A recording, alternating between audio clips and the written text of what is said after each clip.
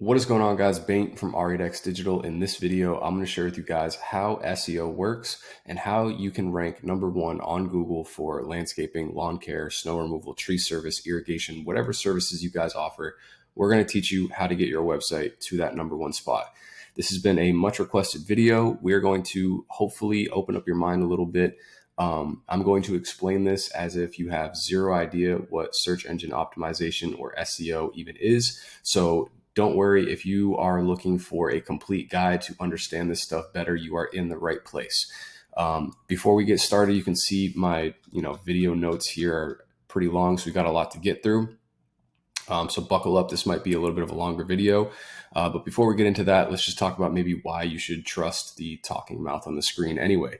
At the moment, I currently manage about 50 websites of my own, all within the landscaping/home service niche. And I also have about a dozen or so active clients that we are doing this for, landscaping business owners, where we have built, created, and are ranking their websites for different services and stuff pretty much across the United States. I unfortunately cannot show you guys their websites or the back end results of those sites in this video because it opens me and my clients to the potential risk of people manipulating the websites or doing some sort of malicious attack on the site. So if you want to see some case studies and some of the results that we've gotten, which by the way, they've been extremely, extremely powerful and beneficial for those businesses, go to the link in the description. I'll have my Instagram down there. Shoot me a link on Instagram. Shoot me a DM on Instagram and I'll send you a link to our case studies and show you guys some of our sites and what those have been able to generate as far as leads and revenue for those businesses. Anyways, let's dive right into it. I'm sure you guys have got a ton of questions when it comes to how SEO actually works. This is by far the most requested video I've had to date. It seems like, a lot of guys understand the value of SEO and how getting your website to rank #1 on Google for any of your services can absolutely change the game for your business. But a lot of times there's some questions when it comes to how it actually works, what I'm actually doing, and just kind of how the whole process works and what actually goes on behind the scenes. So we're going to answer all of that in this video. Let's jump right into it. So the first thing that we need to understand is that Google has an algorithm, and just like any other search engine or social media platform, there's an algorithm to it. So most people probably would understand that if I said, TikTok has an algorithm, they get it, right? Like it's not just TikTok randomly choosing what content to show you on your feed. No, there's a strategic, automated script. There's data that's being collected from your user and your user avatar that basically predicts what the best content will be to show to you based on your likes, your comments, your follows, your activity on the platform, stuff like that. So all of these platforms, Google, Twitter, Instagram, YouTube, Facebook, no matter what it is, they all have algorithms and they all kind of work the same way in the fact that they're designed to satisfy their user and to solve the problem or answer the question that the user has. At least that's how Google's is primarily set up to operate. So Google has one goal, and that is to get searchers the best results as quickly as possible. So obviously you can type anything into Google. Some people are looking for a service. Some people are looking for a restaurant. Some people are looking to answers to a specific question. And Google's goal is to basically get them that result as quickly as they can and within as little searches as possible. So one thing that Google doesn't want to happen is for you to type something in, scroll down a little bit, look at a couple things, click on a website, go back, and then type in the same thing again. Because that would be a failure for them, right? If they were unable to present search results that basically accurately presented the answer to your question or the solution for whatever it was you were searching for. So they achieve this goal that they have by basically presenting what they deem to be the most trusted authorities in any given topic, niche, or space. So by most trusted authorities, obviously that means, the websites that they deem have the most trustworthiness the best content, the best possible solutions to the questions or answers or whatever their searchers have, right? So since we're talking about trust and authority and these kind of big words that might mean a lot or might mean nothing, let's go a little more in depth as far as what trust and authority are and why Google uses these two things to basically organize or help rank search results. And let's talk about some of the different things that would make a website high in trust and high in authority. So let's start with trust. A couple things that will make Google trust your website is if you have a aged domain. So obviously, would you rather go to a doctor that's just graduated from school, or would you rather go to a doctor that's been in practice for 20 years, right? Age and time in the game, and in this case, time on the internet, does make a difference. So if you start a fresh domain, a new domain, that is going to have a little bit of a harder time, or it's going to take more to get the ball rolling as far as rankings, versus if you have a old domain.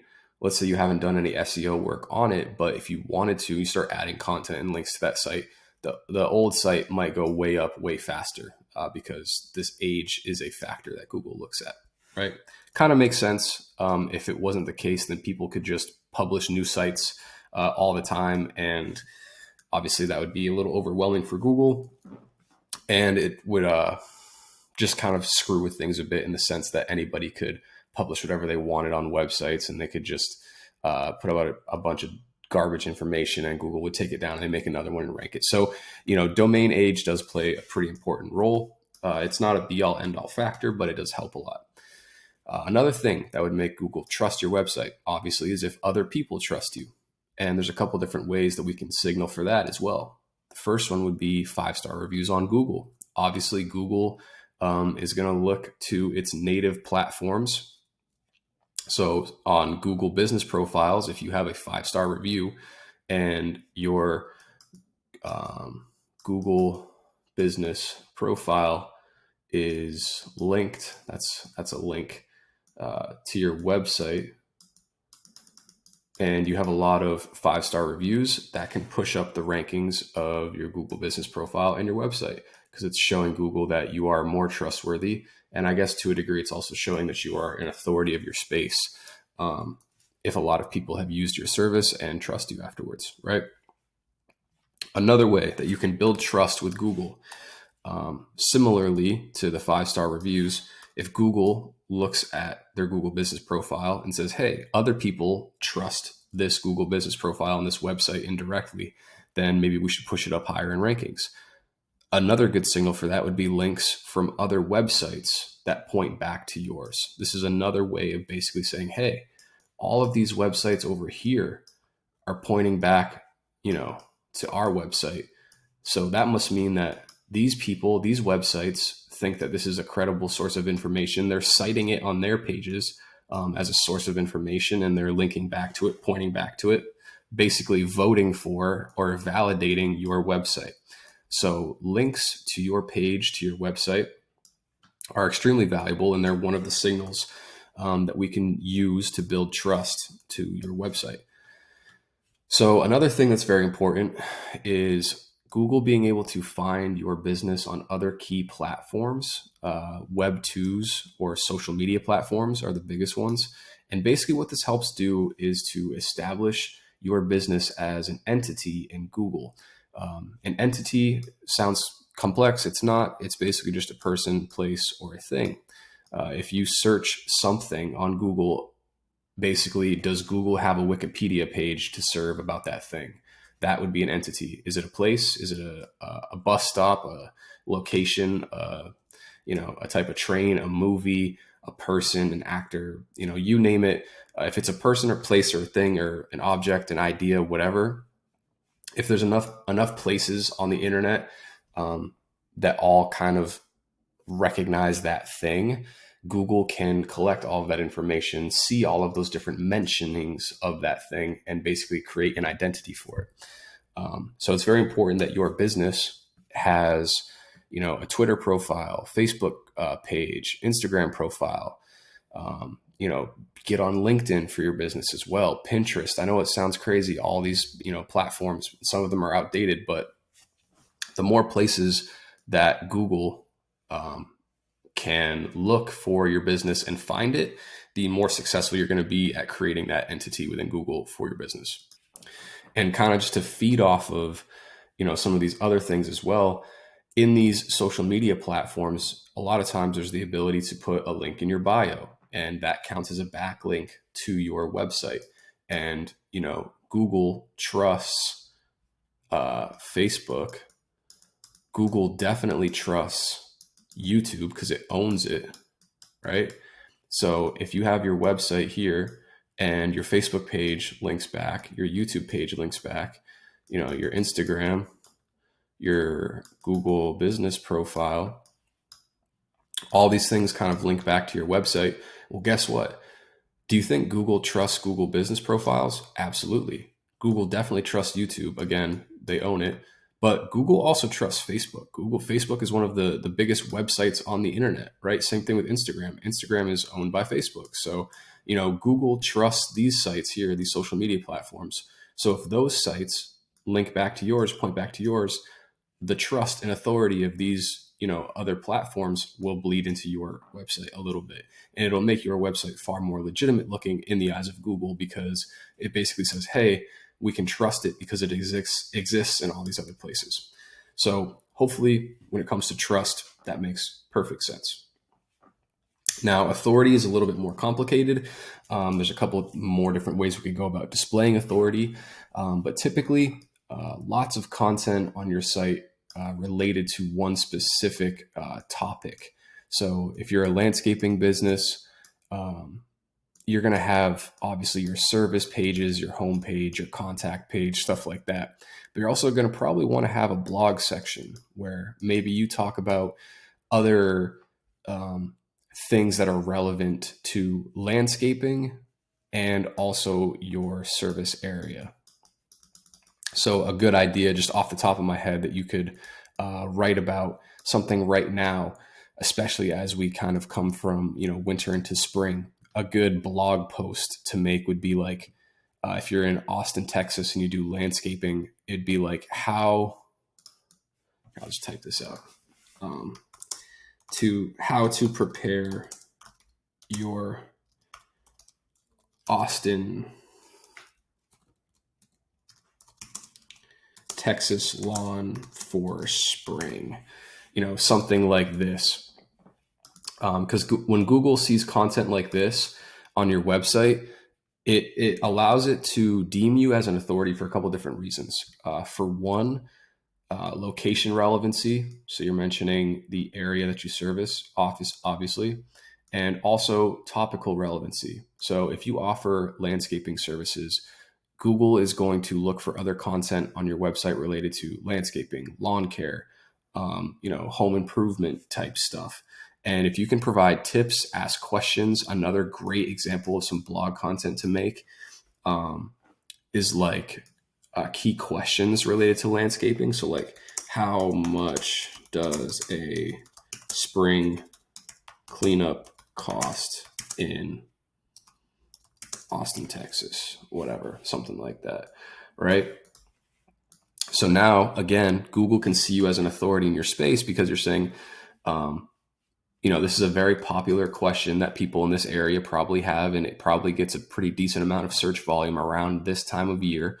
So in Google's eyes, they say, hey, these guys are talking about, lawn care. They're talking about spring cleanups. They're answering questions. People are clicking through to this blog and they're, reading the content on it. And then maybe they're clicking from the blog to your actual, spring cleanup service page, and they're contacting you. They're taking these actions. They're asking, they're taking actions. Their questions are being answered. They're visiting and taking actions through your site. All of these good signals are happening, and also, again, just increasing topical relevance of your site, where you're covering more than just your service pages. You really want Google to see you as an expert in your field. And what would an expert talk about? Well, a little bit of everything, right? You kind of want to have a 2 cents on anything related to landscaping, specifically landscaping services or questions, queries whatever for your service area as well. So that's a great way to build up authority. And then another great way to build up authority is followers on social media platforms. So obviously, Google is going to see you as an authority if you have 100,000 subscribers on YouTube, because compared to others that might not have that much, you have more authority, plain and simple. I think the word authority, we can kind of understand what that means. And so Google would obviously see followers, likes, or engagement on social media platforms as people basically voting for you to be a good source of information, right? So that is one way, again, that we can signal that to Google. So we are already 15 minutes deep. I hope you guys are following along. We've gone through kind of the Google algorithm, broken it down to essentially trust and authority, and covered what both of those two things mean, as well as some things that you can actively do to increase those. So now let's get into like the nitty gritty, right? Let's talk about the biggest ranking factors for Google. Now, recently, Google was actually involved in a trust and transparency lawsuit. And through this lawsuit, obviously they were forced to file some documents, and there was like a 10,000 page pamphlet that they were forced to kind of not leak to the public, but it's obviously becomes public information at a certain point. And it kind of confirmed things that a lot of people had already kind of figured out. But essentially, they covered what the three biggest factors for ranking a website were. And again, a lot of guys that were doing SEO kind of already figured this or knew this. But here they are, right? So the three biggest ranking factors for your website. Let's get into it. So number one is content. So this is the content, the written words on your website, the different pages on your website.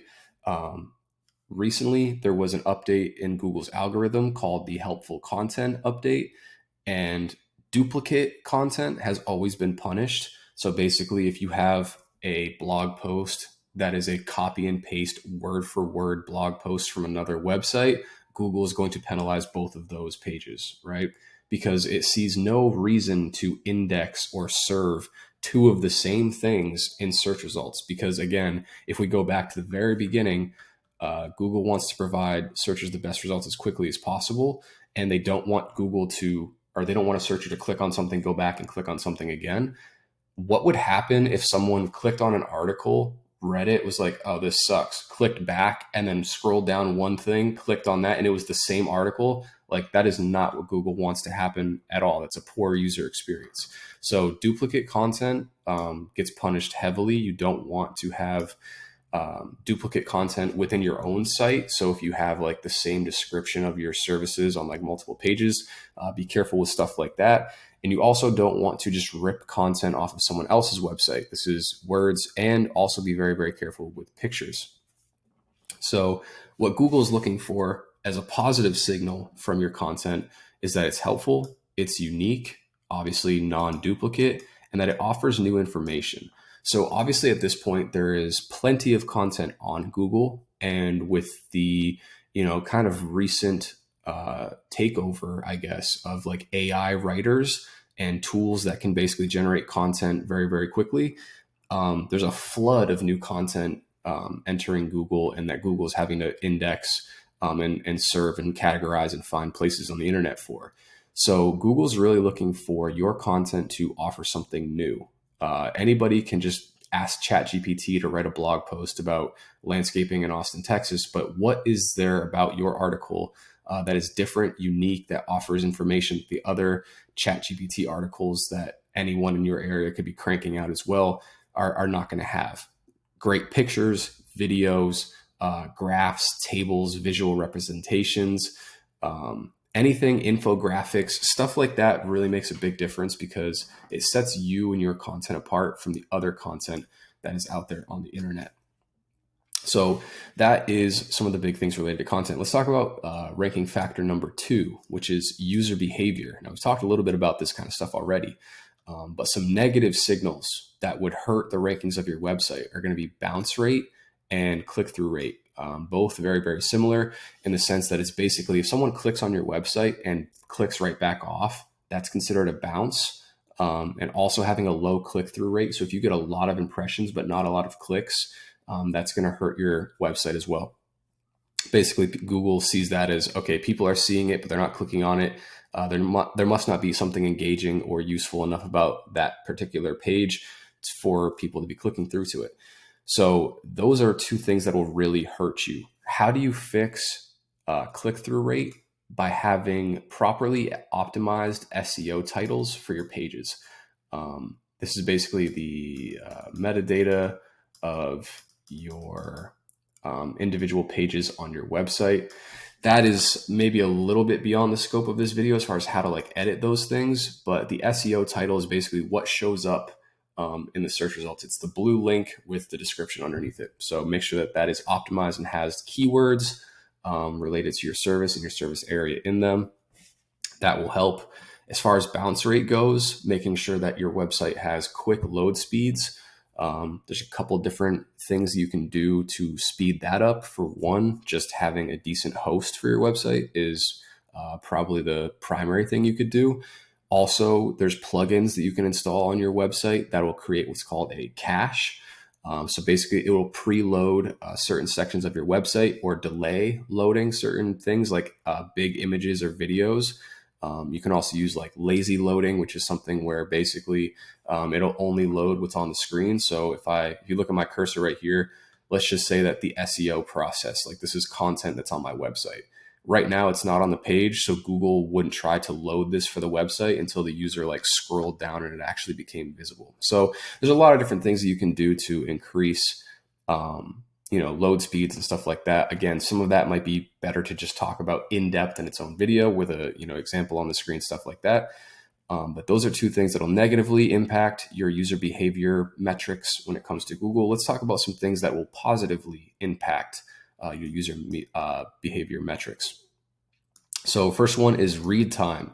Google has NLP, which is natural language processing. This is great for it understanding your content.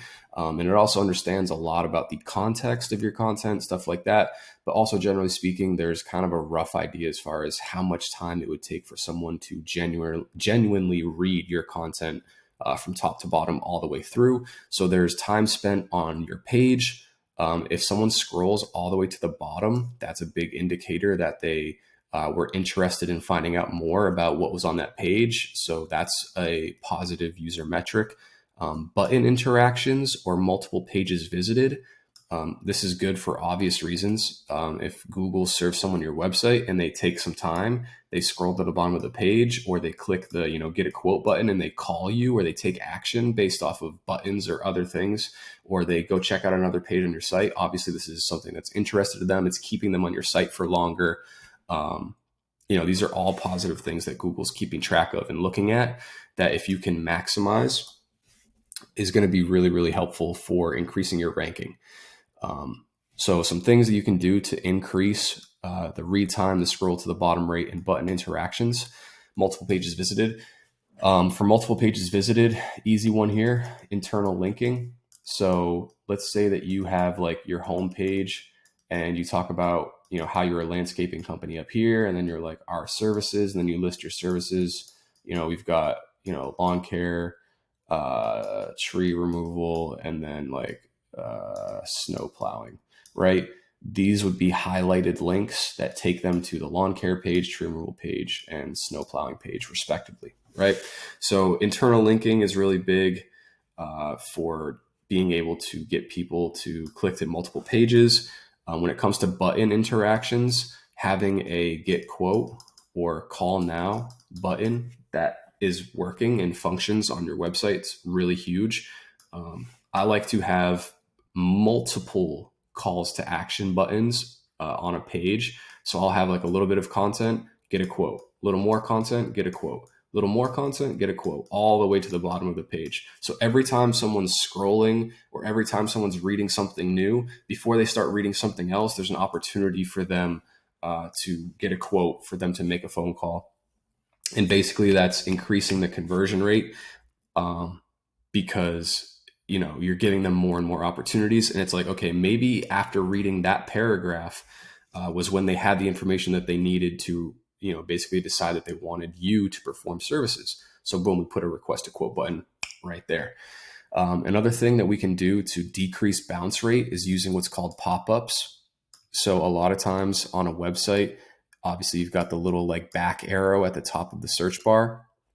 Something that I put on all of my websites is an exit intent pop-up. So basically, whenever someone's mouse hovers towards the back arrow, it stops them from clicking off of the website and gives them a pop-up that says, like, wait, before you go, we'd love to, give you a quote on whatever project you were looking for. Here's our phone number and our contact form. Fill it out real quick and we'll give you a free estimate, something like that. So obviously they stay for a couple more seconds to read the thing. And then if they want to leave the website, they have to click off of the thing and then obviously hit the back arrow again. So this, buys you a little bit of time, but it's also kind of a Hail Mary as far as, getting someone to request that quote from you when maybe they would have just clicked back. It works. Sometimes it doesn't, but either way, it's good for stopping that bounce rate and just buying you a couple more seconds of that user behavior. So covered a lot there.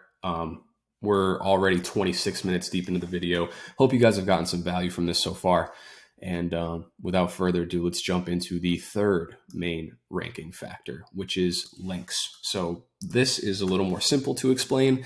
We've already talked about this a little bit as well, and that is basically other websites linking back to yours. So you've got a website over here, a blog over here, a citation or a directory site over here. You've got the, Better Business Bureau over here, your local chamber of commerce over here. You've got another, landscaping site over here. And then here's you in the middle, right? And all of these sites pointing back to you is a really, really great signal to Google that for one, all of these sites trust you and think you're a valid business and worth showing on Google.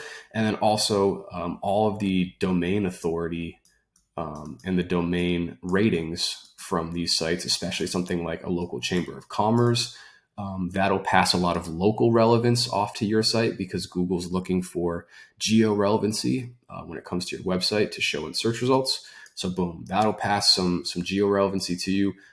Something like the BBB, Better Business Bureau, that'll pass a lot of domain authority and link juice kind of to your domain as well. So all valuable links to get.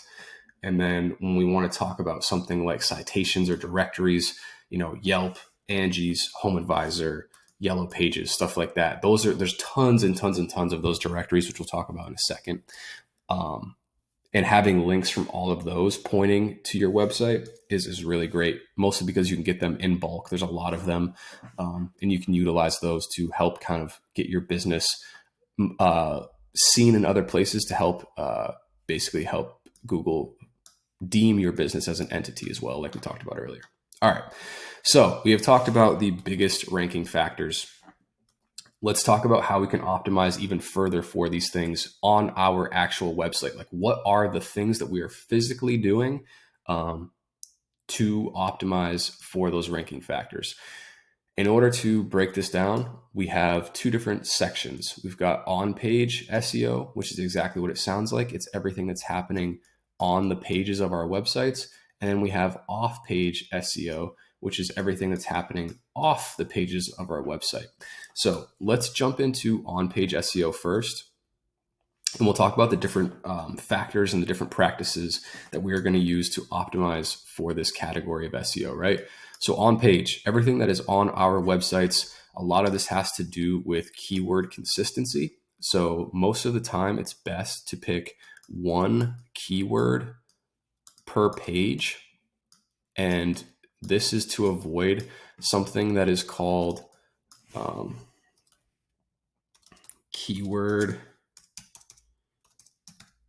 cannibalization. I don't know if I spelled that right, but basically Google likes when you make it very, very simple for it to understand what your website's about and where you're from. So if you have, landscaping company, landscaping services, lawn care services, lawn mowing, tree service, tree contractor, arborist, snowplower, like if you have all of these different keywords on one page, they're cannibalizing each other. They're basically eating each other up. Google sees all of them, but ranks you for none of it because it can't determine which one is the primary one that page should be getting looked at for, right?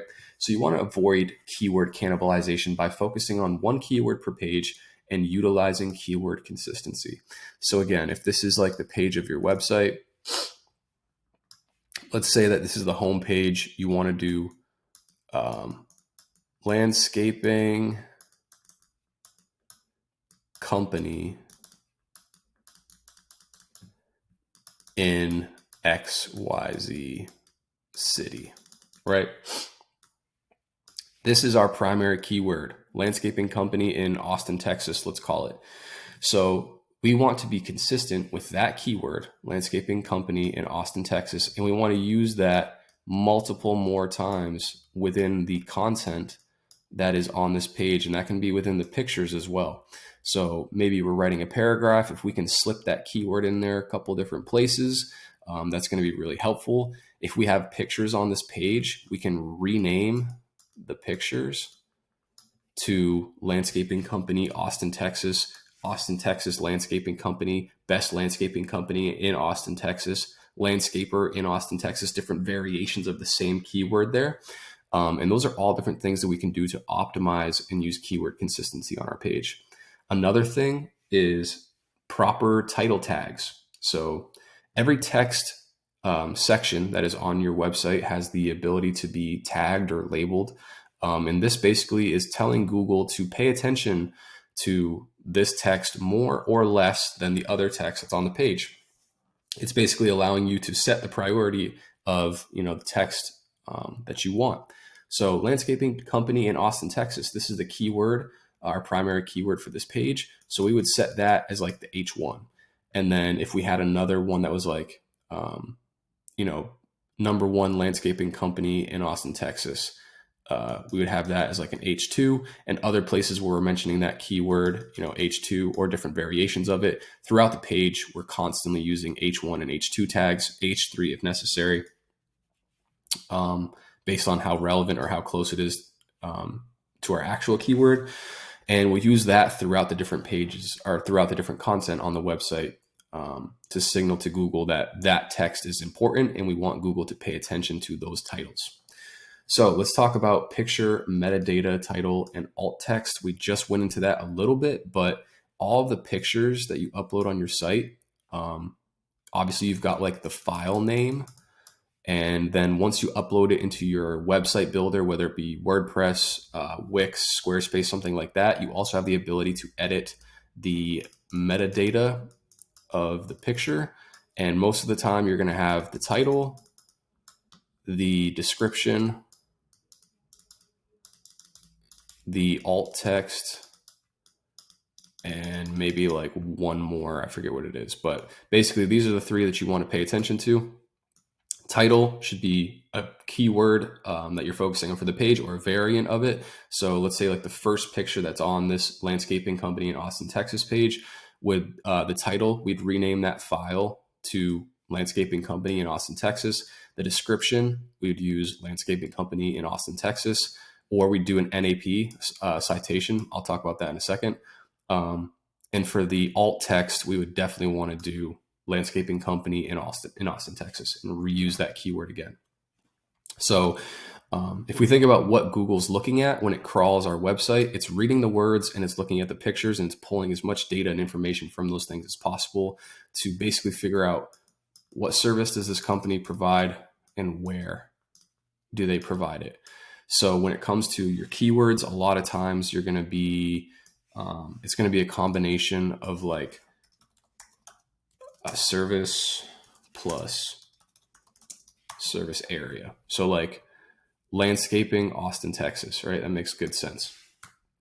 For most landscaping companies, those are going to be the different combinations that you're looking at. And each page on your website is going to want to have its own set of those keywords. So another thing that we can optimize for on page is content length. Google, again, if we go back up here a little bit, it is looking for unique content that has not been duplicated and offers new information. So if someone else in Austin, Texas has an article about landscaping that's 300 words long, and we come along and publish an article that's 500 words long, there's more information, there's more content there, there's more reason for Google to look at that and possibly rank it higher because it's providing more context, more information, answering more questions that people might find helpful. etc. Right? Now, that doesn't mean that you have to go over the top crazy and create like 1,000-page articles for something that's a very simple topic. You don't have to go that far. But generally speaking, just look at what the length of some of the competition is and just outdo it by a little bit. And that most of the time is good enough to kind of push the needle forward. So next, another thing that we want to do when we're on page is internal linking. So let's say that we've got our home page right here. Oops, I didn't mean to erase that. Let's say we've got our home page right here, and this is landscaping company, Austin, Texas. We'll call that home. We'll have another page over here for lawn mowing. We'll just do L mowing. So this will be set up with the keyword lawn mowing, Austin, Texas. And basically on the home page, how we're talking about landscaping company, Austin, Texas, somewhere in this content, we can mention that we provide lawn mowing services. And in the text where we mention that, we're going to link back to our own website page about lawn mowing. And that is what's called an internal link. It's a link from one page on your website to another page on your website. And Google loves this because basically what it does is it makes it really easy for Google's bots when they come to crawl your website. And basically crawling is the process of a Google bot going through the data of your website, processing it. And that is what allows for your site to be indexed. And indexing is what allows your site to rank in Google and be served in search results. So when you have a home page and other service pages, and all of them are linked together like this, you basically create like a spider's web out of your website where all of the content and all of the pages are glued together and linked to each other in some way, shape, or form. And that makes it very easy because when it's set up like this, if a Google bot comes through the internet one day and lands on one of your pages of your website, from that one page, it then recognizes all of the internal links, and it can then go bounce around to all of the other pages on your website just from landing on that one page, which is extremely helpful. And as you have, certain pages on your website that start to rank higher. So let's say the home page gets traction, you start ranking for landscaping company, Austin, Texas. Linking to the other service pages from your home page is going to push some of the authority and the juice of that home page to those service pages. So if you have an internal link on the home page that's ranking for landscaping company, and then you point an internal link to your lawn mowing page, well, now you might start ranking a little bit better for lawn mowing as well. And so basically what you want to do is take the trust, authority, and the link juice from any page on your website and be able to have that bleed into and affect the rankings of all the other pages as well. So another factor for on page that we look at is external linking. So this is basically the same thing as internal linking, but the opposite. So a lot of times, an example of how I'll use this is, let's say that we have our homepage here again, talking about landscaping company in Austin, Texas. For somewhere in the content where it says Austin, Texas, I will link out to a Wikipedia page or a town Facebook page or some other page that's basically all about that town, city, county, province, whatever. And basically what that does is Google wants to see that your website is internally linked, but also occasionally links out to other highest authority sources, and using things like Wikipedia pages, town pages, .orgs, .govs, high authority websites and domains that are already trusted can be really helpful in doing that. So the last thing that we're going to talk about when it comes to on-page stuff for our website is blog posts. We've already covered a lot of ground when it comes to content and the importance of topical relevancy, topical authority, talking about a bunch of different subjects and answering questions related to different aspects of your trade and your services. So having a blog is really a great way to go about doing that. And I would say that you don't have to go crazy with the blog content right off the bat, but if you can regularly, once a month, twice a month, 3 times a month, be making blog posts to your website, that's going to dramatically help you out a lot when it comes to search results. So that covers off page. That covers on page. Let's switch over to off page. So this is stuff that we're doing that is off of the website, something that's not directly related to the website that we built or that we are working on. And the first one here is link building. So we talked about this already, where Google is going to basically trust your website more if other websites vote for you by sending a link from their website to yours. So link building is basically just the process of going out there on the internet and finding other websites that through their content are willing to send a link back to your website. Some good examples of these pages would be like citations and directories. So if you want to think about like Yelp, Yellow Pages, Angie's, Home Advisor, Thumbtack, different sites like that, those can be extremely helpful. You don't have to use any of their services, but just having a listing that is live on their site is a backlink that's pointing to your site. And it also helps, again, create that entity in Google of your business because it's seeing you in a bunch of other trusted places. Social profiles. If you have a Facebook page, an Instagram page, Twitter, TikTok, Pinterest, whatever it might be, having the link to your website in your bio is going to be a powerful and strong backlink. Because if you think about Twitter, Facebook, Meta, all of those kind of things, they're all trusted by Google already. So having that link is pretty powerful and important. And that is one that you can build for free by yourself and pretty much right away, which is important. So next, let's talk about guest posts and niche edits or link insertions. And basically what these are, let's say that I have a landscaping site that is ranking for a lot of keywords.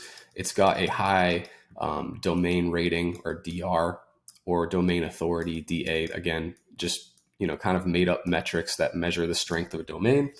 And I make posts on my blog about landscaping, and you approach me and say, hey, we see your website does really well for rankings regarding landscaping content. Could you make a post on your website and point it to ours? And that would be a featured guest post or something like that, where they create new content, a new article, publish it to their website, and it has a link to yours on it. A similar but slightly different strategy or version of that, different kind of, it's the same kind of link, but the how it gets made is different, would be a niche edit or a link insertion. So let's say the same website has been making these blog posts and linking them out to other landscaping sites for 5 or 10 years. And let's say that you had a virtual assistant or someone crawl the website to try to find broken links or links that they might have made in that content that pointed to a landscaping website, but those guys went out of business and their website no longer exists. It got taken down. So now there's this link that's in the content, but it's not pointing anywhere. It's broken. You can go in and say, hey, for 5, 10, 15, 20 bucks, whatever, could you replace that link that used to point to this other website and have it point to ours? So fixing broken links, replacing links in existing content is what would be called like a niche edit or a link insertion. So biggest difference between these, the niche edit is editing a link that is in existing content, and the guest post is a fresh post, new content that has your link in it from the very start. A couple different advantages or disadvantage is to using either one of these. With the niche edit, because it is older content, there's a higher chance that it's already been indexed and possibly is already ranking in Google. If it's getting traffic, that makes that link more valuable. So you're basically taking an aged post and replacing the link on it to your site. So a slight benefit there as far as it possibly having already gotten crawled, indexed, ranked, etc. With the new post, it's going to take a little bit of time before you start to reap some of the reward of having that link, because it might be 2 to 3 weeks before it gets indexed, another week or two before it gets ranked, and then another week or so after that before it really starts to amount any traffic that would actually signal to Google that it's a good post, and then it starts to pass authority and juice onto your website. So a couple different pros and cons of each of those. Price is also a factor in these as well. But generally speaking, both of these are really, really solid options and probably the best links to be building, other than the next one that we're going to talk about in a second here, when it comes to landscaping sites, because Google does really like to see these guest posts and these links coming from relevant sources. So you wouldn't go to like a crypto blog or like a travel agency website and get a link to your landscaping website. Like, it doesn't really benefit you that much. It'll still help a little bit, but it means a lot more when it's coming from a landscaping, a home and garden. Like if you got a link from Home Depot to your landscaping website, like that would be far more beneficial than one from like, American Airlines or something like that. So hopefully that makes sense. So let's talk about press releases. This is another thing that's extremely valuable, and this is an easy way to get a ton of backlinks all at once. A press release is basically a news syndication. So basically what I do for my clients to do these is we'll basically create a newsworthy article that's talking about a new service they offer, something relevant within their business that's happened in the past couple months. And we'll take that article, we'll submit it to a bunch of different, news stations, local radio stations, stuff like that. And they will publish all of them in sync and all together. And this creates, possibly hundreds, depending on how many approve of the article. And all of these websites are high domain authority, high domain rating. Google trusts and loves news sites. If you go to search results and type in like best XYZ or, top 5, whatever, some of the top sites that are going to show up are like Forbes, The Buzz, The Wire, stuff like that. Google loves news sites, basically to summarize and, to stress on why press releases can be very valuable is because you're getting a ton of links all at once. And also it's very natural for this kind of thing to happen. If you think about what generally speaking people would kind of do, and you might not think about this for like a landscaping business, but generally like, when you launch a new business, you have, the under construction sign out front, like, grand opening XYZ date. So like some kind of some pre-hype to the launch of the new business. And then you've got, the opening day, the red, carpet and the ribbon cutting ceremony and this big release, the news is there, everything like that. So when you launch a new website, getting some content on there first, getting some blog posts on there first, and then doing a press release saying like, hey, here's the announcement of this business that now exists on the internet. Like, this is a very natural thing to do. And it's a great way to not only get a lot of good exposure and publicity for your company, but build a ton of links that are very high quality and very valuable for your website, kind of all in one go. Big fan of press releases.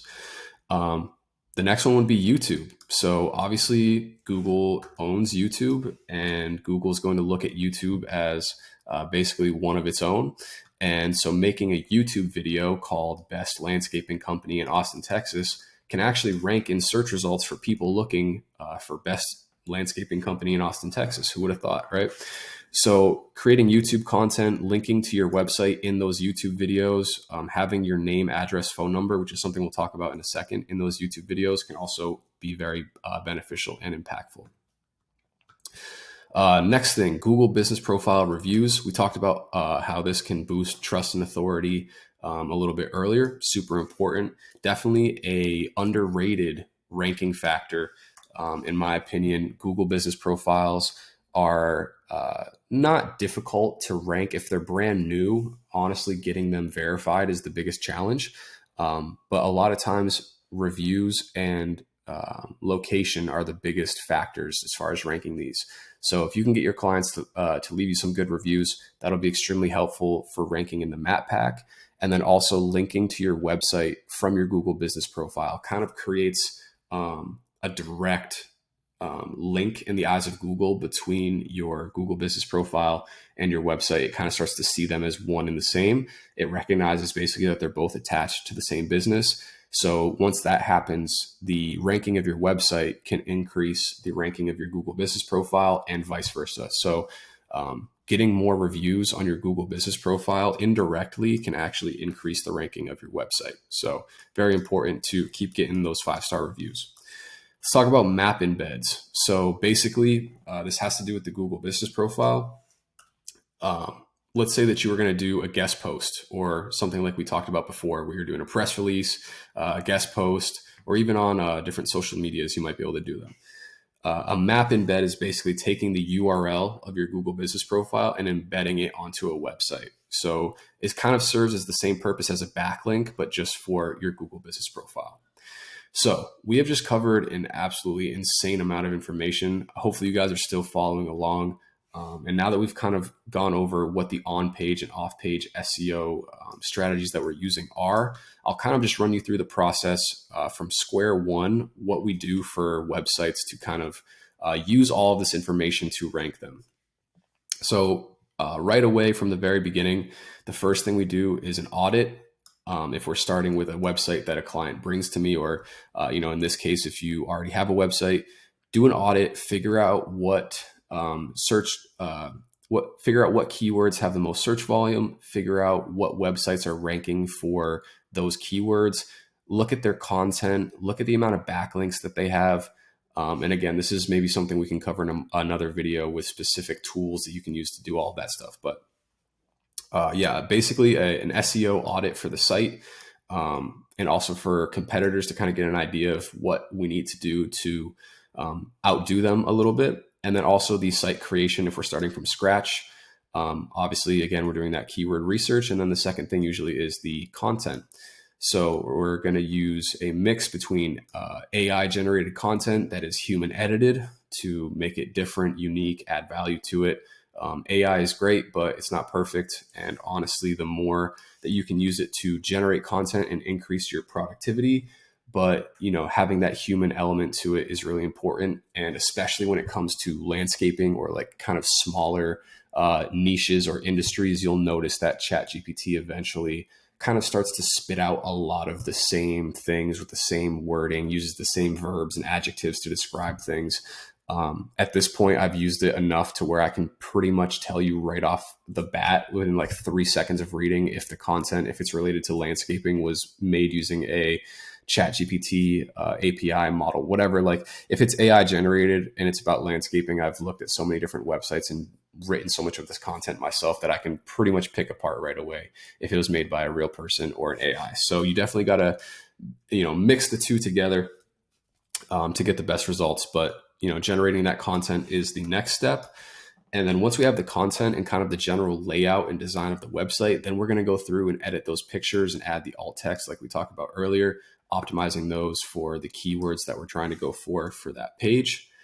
And then as far as building out the rest of the site, typically, this is what our site structure will kind of look like. We'll have the home page, about us, we'll have contact, and then we'll have services. And then underneath that, we'll have all of the individual services, right? So this might be like, lawn mowing, snow removal, brush removal, irrigation, hardscaping, etc. And then also we'll have service area pages. So in here, we'll have service area. All of these pages so far, the home page and the service pages, these will be optimized for one location. So primarily, our home base or the biggest city that we serve. So a lot of times it's whatever city someone's based in, and then they'll serve the areas around it. So we'll create individual service pages for those additional locations. So the surrounding towns, basically. If you think about it like this, this is you. Your website is optimized for this town, and then you create pages that basically are optimized for the cities around you, and they link back and point to these service pages. So these two are kind of connected. And then we'll have our blog, and this will be obviously a mix of content that's answering questions, providing tips and tricks, and just talking about other landscape related stuff. So that's kind of what most of our websites look like as far as the structure of them and the different pages and the different content that is on them and the order in which we go about making them. And we talked about the blogs just then. After the content is all created and set up, we'll do our internal and external linking, and then we publish the site. Now, this is where some people stop, and I've seen this happen before where, guys want to make their own websites and, they do Wix, Squarespace, whatever. and they finish designing their site. They get all their stuff set up, and then they think that they've published their site. However, it is not indexed. And basically what that means is Google has not crawled it and indexed it into search results. So basically, if your site does not get indexed, the only way that someone can find it is by searching the exact URL in Google. And obviously, no one's going to be doing that. So you definitely want to make sure that you get the site indexed right away. And also, we set up, Google Analytics and Search Console so that we can start tracking rankings, tracking clicks, tracking data, anything that's coming through to the website, and analyzing all of that, making changes accordingly. So after the site is set up, published, indexed, etc., now we start kind of the off-page stuff that we were talking about earlier. Citations, so directory listings, those are huge right away. These are great pillow links. Some of them are do follow, some of them are no follow. Basically what that means is if the site is going to be linked to, if it actually brings someone to your site, or if it just kind of has the link, but it doesn't allow them to click through to it. And the biggest thing that you want to make sure when you're doing your citations is what's called NAP consistency, which is name, address, and phone number. Again, when it comes to those initial things we talked about Google liking, which is trust and authority, we want Google to basically see your name, address, and phone number, which is the most important information for a local service business. We want to see that information represented similarly across all different places, and making sure it's consistent on your website, on your social media profiles, on those directory listings and citations is really huge. So just be careful when you go to start building some of these things. Make sure you have all of that information squared away. Next would be social signals. This is basically, think about a Facebook post that has a link to your website in it, or a tweet that has a link to your website in it. That would be a social signal. Google's basically saying, hey, here's these social media profiles that are making posts that have links to this website in it. This can also help get your website indexed because, again, Google probably crawls Facebook and Twitter more than it's going to crawl your brand new landscaping website from the middle of nowhere. So using social profiles and using posts on social media to get your website indexed faster and also create links to your website is a great strategy as well. So we typically do that relatively early.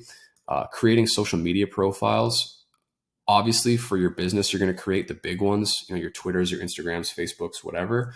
But there's a million other social media platforms that are just not popular or maybe completely obsolete that also serve as a high quality backlink to your site. A couple that I can think of off the bat that actually generate pretty decent backlinks would be like Bandcamp, SoundCloud, stuff like that. Things you would never think of, but they're really, really great for backlinks to your site, and they can pass a lot of authority on. So typically we'll go through and create like a couple hundred social media profiles. I know that sounds crazy, but typically for clients within the first month, we've created about 300 social media profiles for them. Now you might be mind blown, like how many profiles or how many social media platforms can possibly exist? Well, at least 300, because that's about how many we make. That usually covers, month one and kind of the beginning. Then we'll start doing the press releases, getting syndications set out for news networks, stuff like that. After that, some of those guest posts that we talked about earlier, or the niche edits, link insertion, two names for the same thing. And throughout this whole process, we're constantly adding new blog content to the site as well, just to keep consistency as far as content being added to the site and links being added to the site. That's one thing that you definitely want to bear in mind is once you start this SEO process, it is something that is kind of going to be ever going for, the foreseeable future. So once you start building links to your site and once you start publishing content to your site in the form of a blog or service pages, whatever, Google kind of recognizes what's called link velocity and content velocity. It's basically how fast and how much content and links do you build to your site. And you kind of want to keep that number or that score like relatively the same. So it kind of depends industry to industry.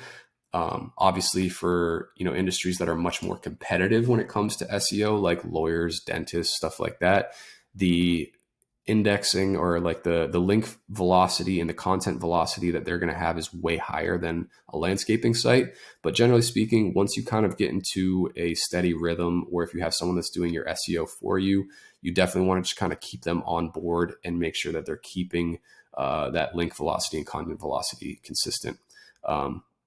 Just a good signal for Google to make sure that your website's staying fresh, active, and if it starts to crawl it more frequently, it's just a good thing to have overall. And then also we do a ton of map embeds. Basically, I can't really control how many 5-star reviews one of my clients is capable of getting. We do have a automation that we set up with our software where, they can take their entire client list and upload it into our system, and it'll send out a review request to all of them at once.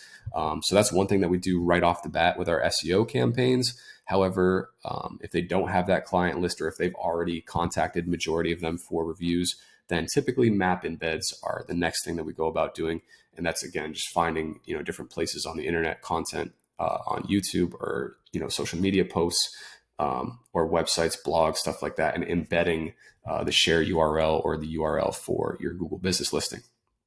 So there you go. That is everything related to SEO. This video has been over an hour long. If you made it to the end, you are an absolute G, and I hope you are walking away with a far better understanding than when you started here of what exactly it takes to rank #1 on Google for landscaping. So if you enjoyed, make sure you like, comment, and subscribe, and we'll have more landscape marketing content very soon. If you are looking for someone that can help rank your website and you don't feel like doing all this stuff yourself, there will be a link in the description where you can book a call with me. I would be happy to go over how we can go about setting this stuff up and doing this for your business.